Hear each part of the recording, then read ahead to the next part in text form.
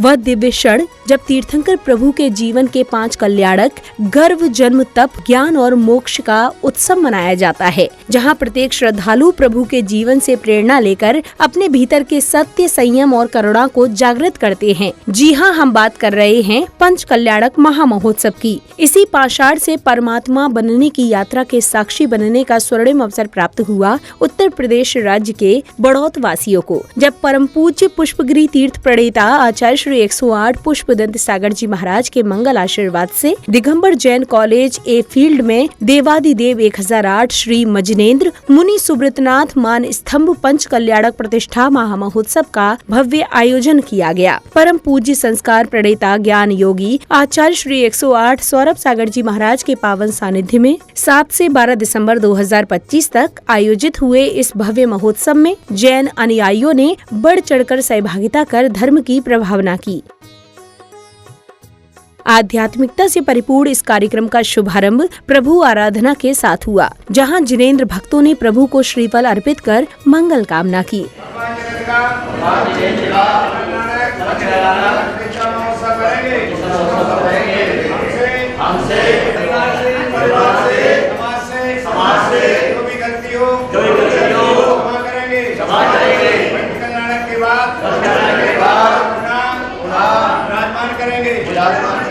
अगले क्रम में भव्य घट यात्रा निकाली गई, जहां मंगल कलश शिरोधार किए श्राविकाएं एवं धर्म ध्वजा थामे जिनेंद्र भक्त झूमते थिरकते हुए कार्यक्रम स्थल पहुँचे। इस दौरान प्रतिष्ठाचार्य जी के निर्देशन में विशिष्ट जनों ने मांगलिक क्रियाओं के मध्य ध्वजारोहण कर धर्म की प्रभावना की।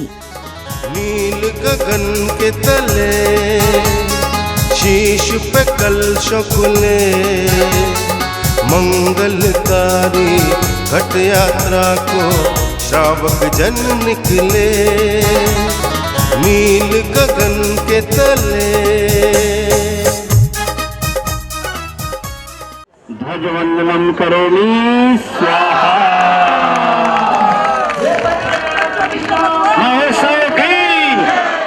इसी क्रम में विशिष्ट जनों ने फीता खोलकर कार्यक्रम को गति प्रदान की। इस बीच पूज्य गुरुवर का कार्यक्रम स्थल पर मंगल प्रवेश हुआ। तत्पश्चात श्राविकाओं ने कलश के प्रासुक जल से स्थल शुद्धि की मांगलिक क्रियाएं पूर्ण की।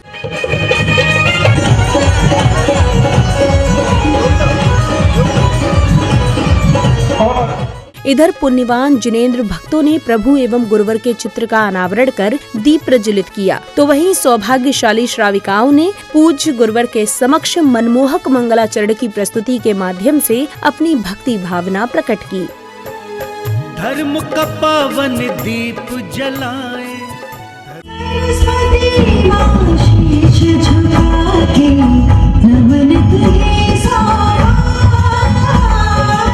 मंगलाचरण की प्रस्तुति के उपरांत श्रावक श्राविकाओं ने प्रतिष्ठाचार्य जी के निर्देशन में शुद्धि आदि की मांगलिक क्रियाओं को विधि पूर्ण किया। तत्पश्चात मंत्रोच्चारण के मध्य मंडल जी पर कलश, दीप आदि की स्थापना कर अर्घ्य सहित श्रीफल अर्पित किए गए। इसी क्रम में विधान के अंतर्गत श्रद्धा एवं भक्ति भाव से अर्घ्य समर्पित किए गए।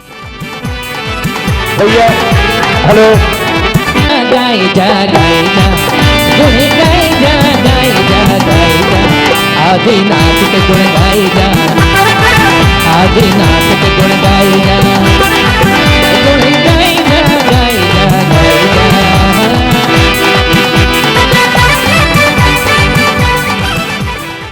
संध्या काल की मनमोहक बेला में बैंड बाजों की कर्ण प्रिय ध्वनियों के मध्य झूमते थिरकते हुए भव्य रथ यात्रा निकाली गई, जिसके बाद आध्यात्मिकता से परिपूर्ण वातावरण में सौभाग्यशाली जिनेंद्र भक्तों ने श्रद्धा भाव से प्रभु की मंगल आरती की।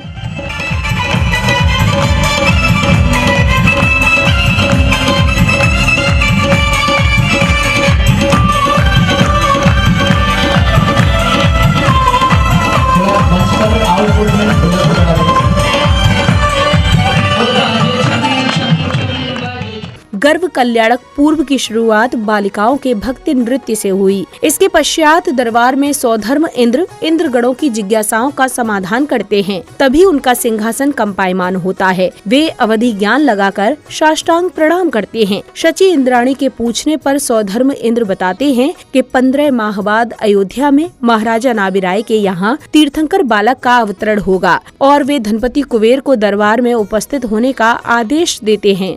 जम्बू द्वीप के भरत क्षेत्र के आर्यखंड में जो अयोध्या नाम की नगरी है, उस नगरी के महाराजा नाभिराय की महारानी माता मरुदेवी की खुशी है आज से ठीक 6 महीने के पश्चात तीर्थंकर का जीव जब अवतरण करेगा, जो कालांतर में जन्म लेकर स्वयं का कल्याण करेगा, साथ ही संसार के सभी प्राणियों के मोक्ष का मार्ग बनेगा। गर्भ कल्याणक आ गया, देखो देखो देखो जी आनंद छा गया, देखो देखो देखो जी आनंद छा गया। मेरे कोषाध्यक्ष धनपति कुबेर को हमारी इंद्र सभा में से सम्मान प्रस्तुत करके उन्हें बुलाया जाए। बिल्कुल, मैं आपका अब सौधर्म इंद्र के बुलावे पर स्वर्ग से धनपति कुबेर आते हैं और सौधर्म इंद्र के आदेश पर धनपति कुबेर शिल्पकारों से अयोध्या नगरी की रचना करवाते हैं। सौधर्म इंद्र के आदेश पर अष्टकुमारियां माता की सेवा में लग जाती हैं और माता मरुदेवी को रात्रि के अंतिम पहर में 16 स्वप्न दिखाई देते हैं।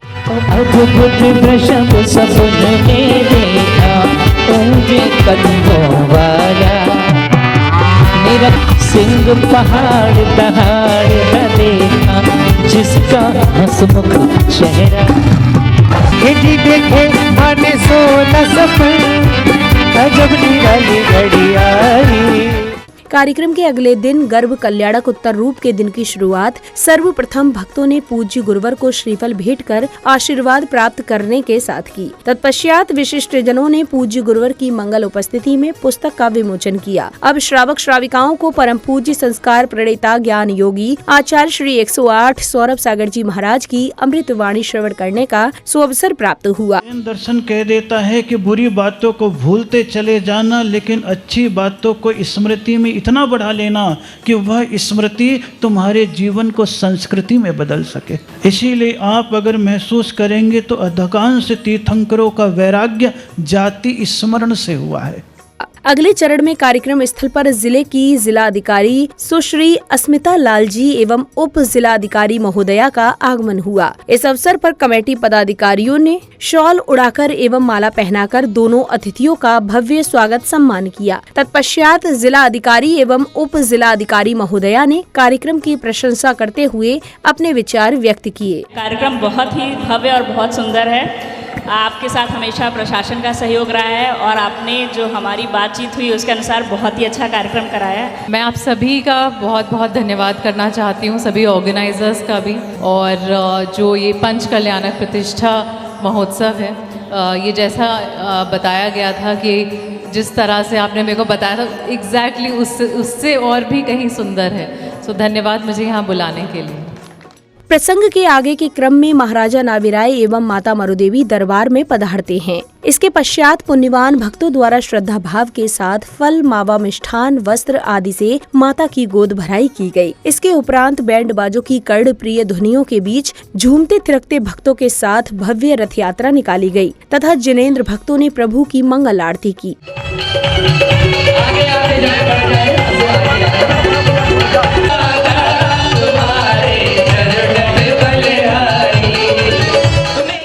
आपका पहला नंबर सारी दुनिया अजी आज मेरी पत रखियो भला मरुदेवी के नंद लाला है नंद लाला। अरे क्या बात है, गुण गालो। इस भव्य कार्यक्रम के तीसरे दिन यानी जन्म कल्याणक के दिन की शुरुआत श्राविकाओं द्वारा प्रतिष्ठाचार्य जी के निर्देशन में मांगलिक क्रियाएं करने के साथ हुई। तत्पश्चात पदाधिकारियों ने पूज्य गुरुवर के हस्त निर्मित चित्र एवं कृति का विमोचन किया। सौरभ सागर गुरुवर जीवन को सजाते हैं।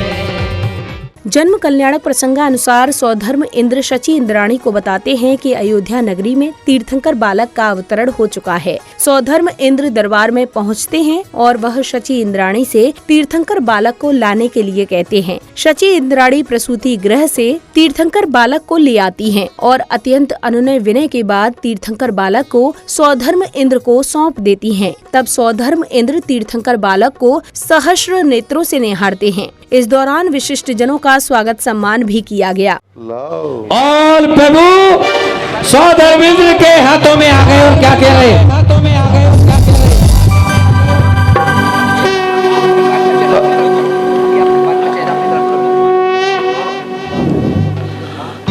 वाह प्रभु वाह, क्या दिव्य छवि है, क्या सौंदर्य है, क्या आवरण है। अब सौधर्म इंद्र शची इंद्राणी तीर्थंकर बालक को ऐरावत हाथी पर सवार होकर अन्य इंद्रगणों के साथ जुलूस के रूप में पांडुक वन की ओर चल देते हैं, जहां प्रभु को पांडुक शिला पर विराजमान कर 1008 कलशों से तीर्थंकर बालक का जन्माभिषेक कर उनका एवं नवीन प्रतिमाओं का श्रृंगार करते हैं। जिसके बाद जिनेंद्र भक्त प्रभु की मंगल आरती करते हैं।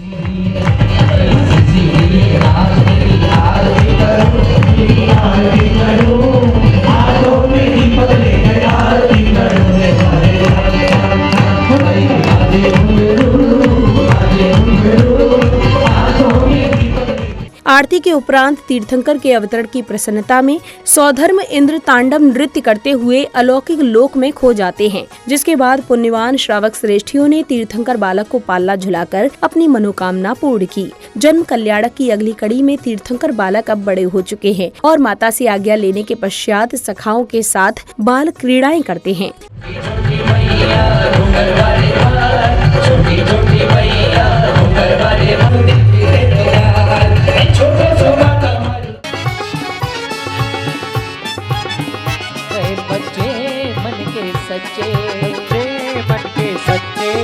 सबकी आंखों के तारे, सबकी आंख के तारे, ये वो नन्हे फूल के जो भगवान को लगते प्यारे।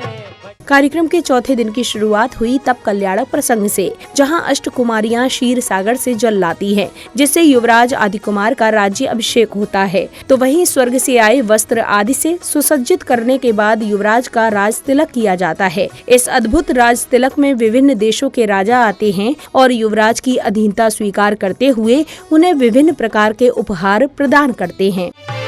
सदियों से है पुरानी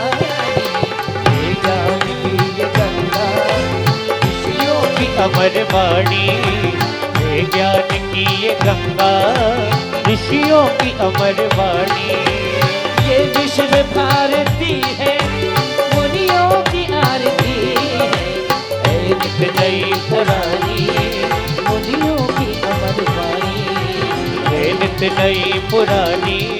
अब तब कल्याणक प्रसंगानुसार नृत्यांगना नीलंजना की नृत्य करते हुए मृत्यु हो जाती है, जिससे महाराज आदि कुमार का मन व्यथित हो जाता है और उनके मन में वैराग्य उत्पन्न हो जाता है और महाराजा अपने दोनों पुत्रों भरत एवं बाहुबली को राजपाट सौंपकर वन में जाने का निर्णय लेते हैं। इधर पालकी उठाने को लेकर देवों एवं मानवों में हुए विवाद का पूज्य गुरुदेव द्वारा निवारण करने के पश्चात सर्वप्रथम मानव एवं बाद में देव पालकी लेकर वन की ओर प्रस्थान करते हैं। रोको रे रोको कोई प्रभु को विहार से, रोको रे रोको कोई प्रभु को विहार से, रोको रे रोको कोई प्रभु को विहार से। अगली कड़ी में पूज्य गुरुदेव ने विधि पूर्वक वैराग्य की ओर चले राजकुमार को दीक्षा संस्कार प्रदान किए। ओम ह्रीं ई अरति सद्दर्शन संस्कार स्फुर्तु स्फुर्तु स्वाहा। ओम ह्रीं ई अरति सज्ञान संस्कार स्फुर्तु स्फुर्तु स्वाहा। ओम ह्रीं ई अरति सच्चारित्र संस्कार स्फुर्तु स्फुर्तु स्वाहा। ओम ह्रीं ई अरति अदेय सहत ज्ञानोपयोग चारित्र संस्कार स्फुर्तु स्फुर्तु स्वाहा। ओम ह्रीं ई अरति अदेह सौत दर्शनोपयोग्येश्वरी प्राप्ति संस्कार स्फूर्त स्फूर्त स्वाहा। इस भव्य कार्यक्रम के 5वें दिन यानी ज्ञान कल्याणक के दिन की शुरुआत श्रद्धालुओं ने महामुनिराज का पड़गाहन कर उन्हें आहार कराने के साथ की। इसी क्रम में गणधर के रूप में विराजमान गुरुवर की दिव्य ध्वनि खिरने के बाद उन्होंने श्रद्धालुओं की जिज्ञासाओं का समाधान किया और फिर श्रद्धालुओं ने श्रद्धा भाव से समर शरण की भव्य मंगल आरती की। भगवान आचार्य सौरभ सागर का चतुर्मास बड़ौद में कब होगा, जरा प्रकाश डाल सकते। अपने जीवन में पुण्य का विस्तार करते चले जाओ, पुण्य का विस्तार सारे कार्य को संपन्न करता चला जाता है।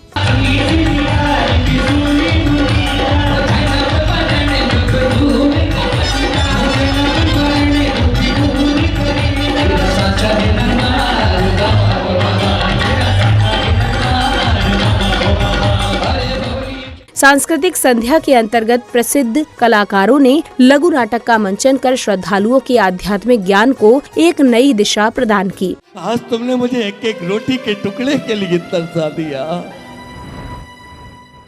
मैं सोचता था मेरे दो बेटे हैं, लेकिन मैं गलत था। आचार्य श्री के प्रवचन सही थे कि जो है सो है। इस पैसे की भागम भाग में मैं यह भूल गया कि बच्चों को शिक्षा के साथ साथ धार्मिक संस्कार भी देना है। कार्यक्रम के 6वें दिन की शुरुआत हुई मोक्ष कल्याणक प्रसंग से, जिसमें भगवान आदिकुमार केवल्य ज्ञान प्राप्त करने के पश्चात कैलाश पर्वत पर साधना में लीन हैं। तभी अचानक एक दिव्य ध्वनि के साथ प्रभु अनंत लोक को गमन कर जाते हैं और स्वर्ग से आए अग्निकुमार प्रभु के नख एवं केशों का विधि पूर्वक अग्नि संस्कार करते हैं।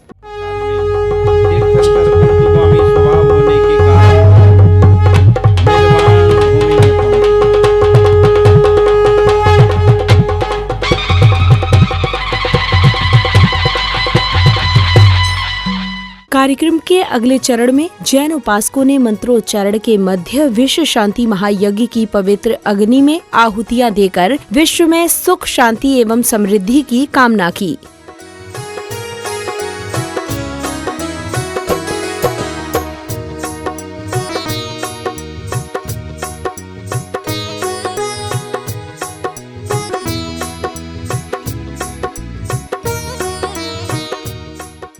महायज्ञ के उपरांत जिनेंद्र भक्तों ने प्रभु को पालकी में विराजमान एवं नवीन प्रतिमा को लेकर बैंड बाजों की कर्ण प्रिय ध्वनियों के मध्य उत्साह एवं उमंग के साथ झूमते थिरकते हुए भव्य शोभा यात्रा निकाली। भक्तों ने प्रभु की नवीन प्रतिमा को मुनि सुब्रतनाथ मान स्तंभ पर विराजमान करने का परम सौभाग्य प्राप्त किया।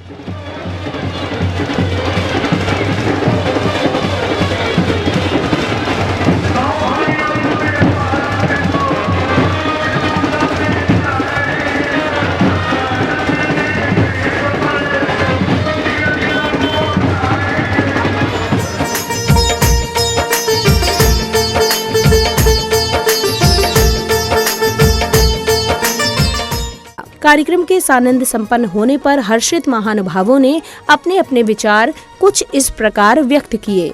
हमारे यहाँ ये कार्यक्रम भव्य पंच कल्याणक आज दिन संपन्न होने जा रहा है और ये आचार्य श्री सौरभ सागर जी महाराज के पावन सानिध्य में कार्यक्रम संपन्न हुआ। ये एक इतिहास में हमारे आसपास के इलाके में 500 किलोमीटर के एरिया में 24 भगवान का मानस स्तंभ ये आसपास कोई में ही है जो यहाँ निर्मित किया गया है और ये अपने आप में एक ऐतिहासिक मानस स्तंभ का निर्माण हुआ है। आज आपको बड़ी सुखद सूचना मैं दे रहा हूँ जिनवाणी चैनल के माध्यम से।